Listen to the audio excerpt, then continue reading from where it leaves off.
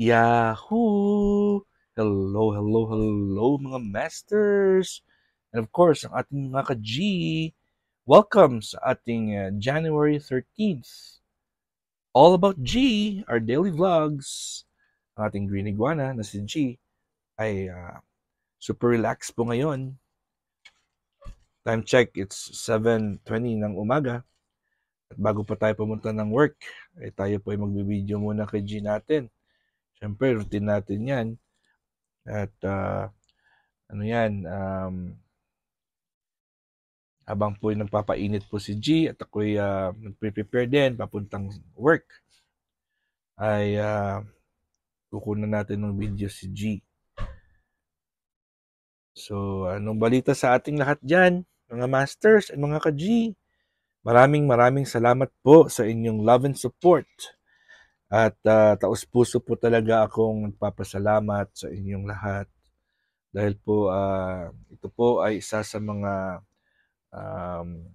routine na ginagawa ko para at least magiging consistent po yung channel ko. At very happy, super happy po ako na nandyan kayo, na kahit anong topic pong ibabato ko ay nanonood at nakikinig po kayong lahat. At 15 minutes po ito everyday. At 15 minutes ng inyong oras ay malaking malaking privilege na po yan na mabigyan niyo po sa amin ni G. So, ang pinaka-importante dyan ay magtutulungan po tayo. Alam ko naman, bumabalik naman yan eh. Yung inyong mga blessings, yung inyong mga time na binibigay, bumabalik naman yan. At ibibigay din sa inyo yan ng inyong mga followers. Kasi meron din tayong sarili-sariling nating mga followers, di ba? So, ibabalik din yan ni Lord sa atin. Ibabalik din yan ni Lord sa inyo. Yung inyong mga binibigay po sa akin na oras, ibibigay din yan ni Lord sa inyo. Ibabalik din yan. Kaya, let's just give and take. Alam niyo naman, supportive naman si Master Worm. Supportive naman tayo sa isa't isa dito. At sa mga hindi pa kadikit nyo na nandito, magdikitan po kayo. Kasi yung mga tao at yung mga friends natin dito, yan, mga certified po yan. Certified na mga mababait yan. Dahil mabait yung ating G. yung mga nandito po ay puro lahat supportive at mababait yan. Sino ba naman yung magsistay ng 15 minutes at manonood, di ba? At magsusupport everyday po yan. Kaya kung gusto niyo ng mga legit, organic na mga supporters and followers, dito po tayo. 6 o'clock in the morning, Philippine time, all about G, our daily vlogs. Kasi ito po ang isa sa mga routine ni Master Worm kung saan po tayo ay nagkikita-kita at nag-usap-usap po tayo tungkol sa iba't ibang mga topics. So meron tayong mga topics tungkol kay G, iguana, health, wealth, or even personal or faith or spiritual topics. So anything under the sun lang po. Yung kasi wala naman tayong pina-follow na program, wala naman tayong pina-follow na veterinary. So ito, si G po natin ay kakain po yan. At tingnan natin kung may pagkain na siya. Ayun, may tubig din siya sa baba. Pininipat ko pala yung kanyang tubigan. Nandito na sa baba yung tubigan niya. Kasi mahirap ako. Yung tubig niya ng malaki. Ito maliit lang yan. Malaki yan. Yung dito, yung nakalagay po dito. Linipat ko lang kasi mahirap. Hindi ko siya mabuksan. Pag nabuksan ko na, natatapon yung tubig dito. Ayan. So, ito pa rin si G natin. No? Naka-sun exposure pa rin siya. 7:30 na ng umaga at maganda yung sunlight. Kaya diyan siya nakaupo sa kanyang heating rack at saka sa kanya, natatamaan po yan ng sunlight. Okay. So, si G, anong ating topic ngayon? G, what's our topic for today, G? Right? So, ano pala ngayon, di ba? Today is Saturday. At ini-invite ko po kayong lahat sa Team Kuroda, meron po tayong tambayan, LS, Sabado Tambayan, LS for WH. So, ayun ang ating program every Saturday para sa mga non-monetized and semi-monetized natin na mga kasamahan sa Team Kuroda. So, nagbago po tayo ng rules. Meron na silang tigwa 1 hour. 1 hour per YouTube channel na lang po tayo. Pero sa 6 na oras yan. Ito 1 hour sila. Pero ang ating goal dyan is at least merong 25, at least 25 na viewers per entry. So okay na yan kahit 25 lang, di ba? Pero syempre, we're praying that it should be more. Should be more than 25. Kasi pag mag-25 ka per 1 hour, 25 hours na yan. Okay na yan. Pero pag sumobra yan, dami yan. So, let's pray. Let's pray talaga na maraming changes ang ginawa natin ay mas beneficial po siya. Kasi pag tatlo lang, kasi last time tatlo lang yung nilalagay namin, 2 hours each sila. Meron ding time na dami, 12 hours talaga yung aming apat yung entries, no? Apat or 6. Ayun, 2 oras. Grabe talaga yun. 12 hours talaga yun last time. So, kawawa naman yung mga cellphones at saka yung iba kasi hindi naman yung cellphone nila. So, gagawin natin is 6 hours lang every Saturday. 6 din na YouTube channels yung susuportahan natin. So, ang gagawin mo lang dyan ay may playlist tayong ilalapag. All you have to do is kung busy ka, iwan mo lang yung cellphone mo dyan. Kung meron kayong cellphone na pang-suporta, iwan nyo lang ang cellphone nyo at ipa-play nyo lang yung playlist. Kasi every 1 hour may bagong mag-LS, silent or non-silent. So, depende po sa ating availability ng ating hosts. Kung available sila makipagwalwalan at makipagkantahan, pwedeng gawin nila yan. Kung hindi naman sila available at merong gusto lang nila yung silent LS, pwede din yan. Sabihin lang natin sa ating mga audience, all you have to do is just leave your cell phones there on one side, let it play, kasi ang host natin po ay magsa-silent LS.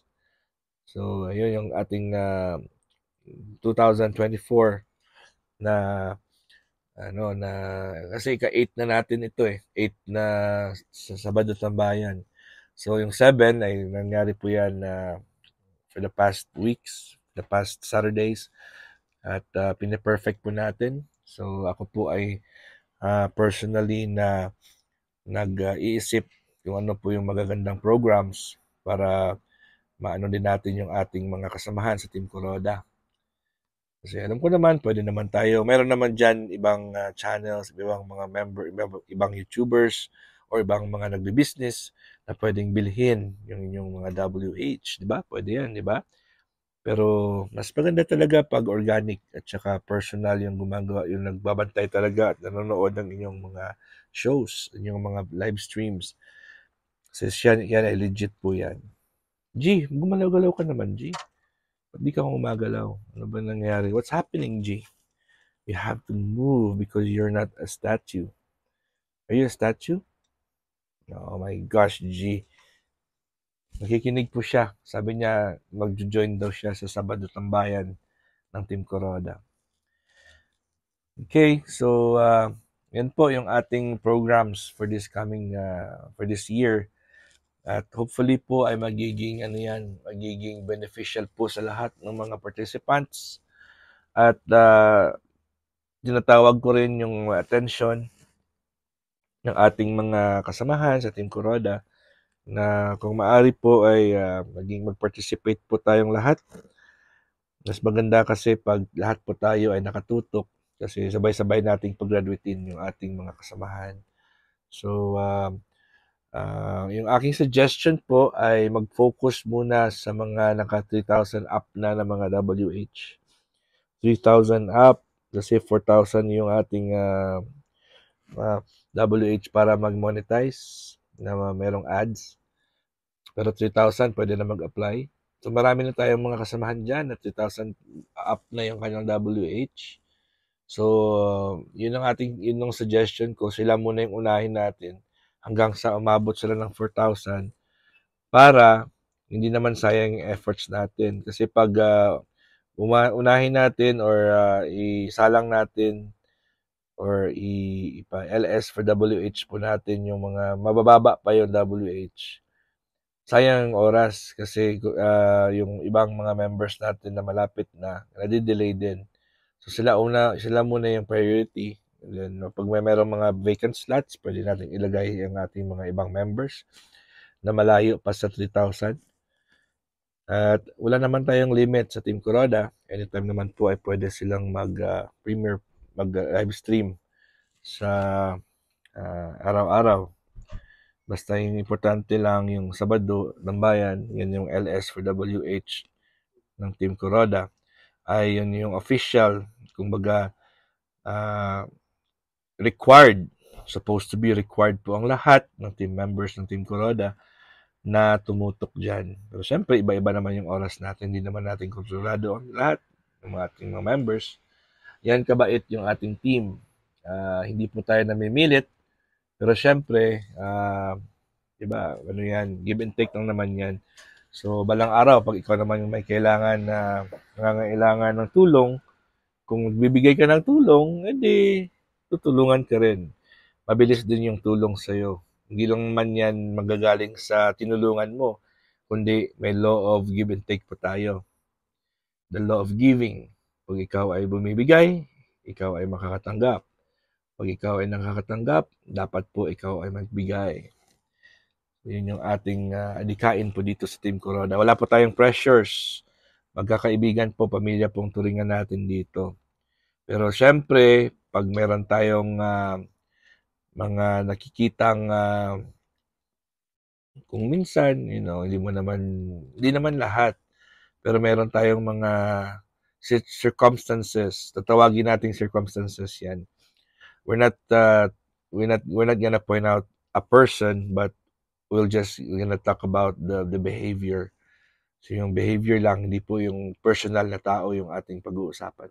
So meron po tayong mga circumstances or situations po na inaabuso, na yun, marami namang manonood, hindi naman nila alam na wala ako.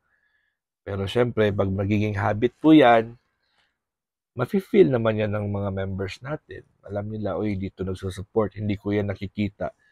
Kasi, kahit na medyo marami-rami na po tayo, hindi naman tayo super dami, pero familiar po ako, lalo ako, familiar ako sa lahat ng mga members.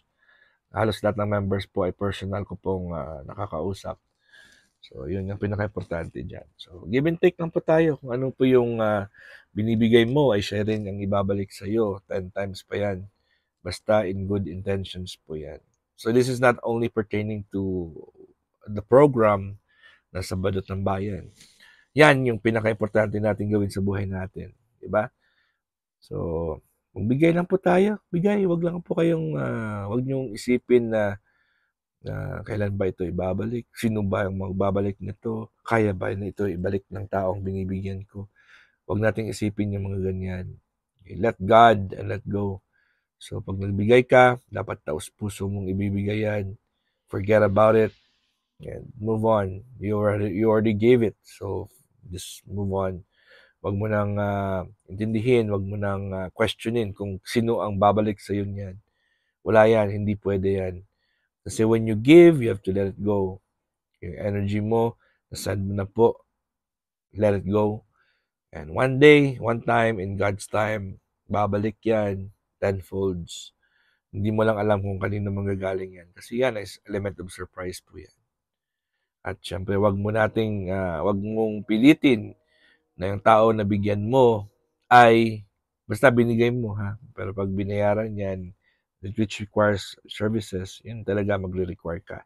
Pero pag binigay mo na kusang loob, let it go, wag nang intindihin kung sino pa yung kailan niya ibabalik yan o anong gagawin niya dyan. Basta nabigay mo na yan from your heart.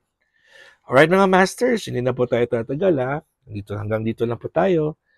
And of course, maraming salamat. God is great. Yahoo!